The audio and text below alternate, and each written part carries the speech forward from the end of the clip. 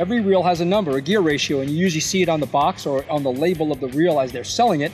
It'll say 3:2:1, 4:2:1.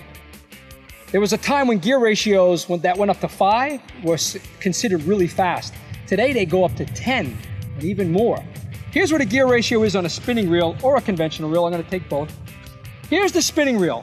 Every time I take this handle and I rotate this handle from point A right here, completely around 1 revolution to point B, that turns around 6.2 times. The gear ratio on this is 6.2:1. That's a pretty fast gear ratio.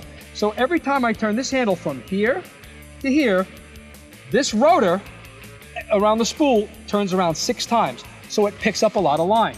The gear ratio on this conventional reel here, every time I turn this handle from here to here, this revolves 3.21 times. So that's a slower gear ratio. Now they have some conventional reels with a high gear ratio. The next conventional reel is going to have a 6:2:1 gear ratio. So if I'm fishing for kingfish and the fish comes at me and I'm going to turn this handle from here to here and this is only turning 3.2 times, I'm going to have to wind really fast.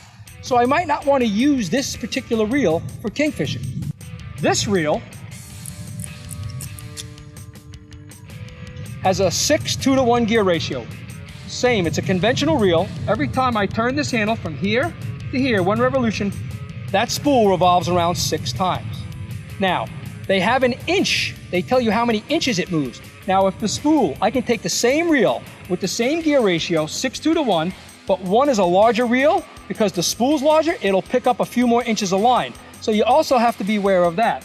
But when you're fishing for pelagic fish or fish that are speedy, you want a high gear ratio. When you're bottom fishing for grouper or a snapper, you want a lower gear ratio. The lower gear ratio is actually the gears are stronger and they have more torque off the bottom to get the fish up. But with today's technology, they're making the technology inside the reels and the gears and the metal so strong that you can buy a high gear ratio that'll have enough torque to pull those fish off the bottom.